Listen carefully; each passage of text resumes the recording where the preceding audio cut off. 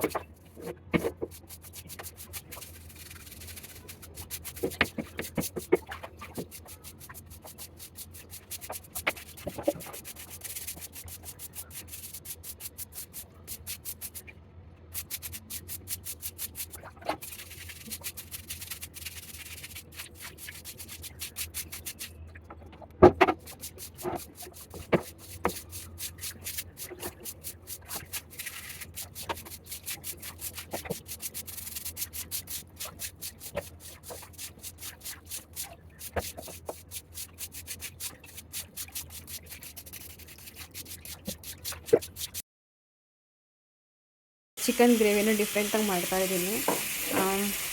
ಇದರಲ್ಲಿ ಈರುಳ್ಳಿ, ಬೆಳ್ಳುಳ್ಳಿ, ಶುಂಠಿ, ಕೊತ್ತಂಬರಿ ಸೊಪ್ಪು, ಕರಿಬೇವಿನ ಸೊಪ್ಪು ಮತ್ತು ಕಡಲೆ ಇಷ್ಟನ್ನು ಹಾಕ್ಕೊಂಡು ಗ್ರೈಂಡ್ ಮಾಡ್ಕೊಂಡಿದ್ದೀನಿ. ಮತ್ತು ಇಲ್ಲಿ ಒಗ್ಗರಣೆಗೆ ಈರುಳ್ಳಿ, ಹಸಿಮೆಣ್ಸಿನ್ಕಾಯಿ ಮತ್ತು ಕರಿಬೇವಿನ ಸೊಪ್ಪು, ಕೊತ್ತಂಬರಿ ಸೊಪ್ಪು, ನಿಂಬೆಹಣ್ಣು ಬಿಡಿಸ್ಕೊಂಡಿದ್ದೀನಿ. ಇಲ್ಲಿ ಆಲ್ರೆಡಿ ಈರುಳ್ಳಿ ಹಾಕಿ ಹಸಿಮೆಣ್ಸಿನ್ಕಾಯಿ ಹಾಕಿ ಚಿಕನ್ ಹಾಕಿದ್ದೀನಿ. ಇವಾಗ ಉಪ್ಪು ಹಾಕಬೇಕು. ನಾನು ಚಿಕನ್ ರೆಸಿಪಿನ ಫುಲ್ ವೀಡಿಯೋಸ್ ಮಾಡ್ಕೋಬೇಕು ಅಂದ್ಕೊಂಡು ಪ್ಲ್ಯಾನ್ ಮಾಡ್ಕೊಂಡಿದ್ದೆ. ನೋಡಿದ್ರೆ ಎಲ್ಲ ಮರೆತ್ಬಿಟ್ಟು ಆರಾಮಾಗಿ ಚಿಕನ್ ಮಾಡಿಕೊಂಡು ತಿಂದೆ. ಸೊ ನೆಕ್ಸ್ಟ್ ವಿಡಿಯೋದಲ್ಲಿ ಸಿಗ್ತೀನಿ. ಬಾಯ್.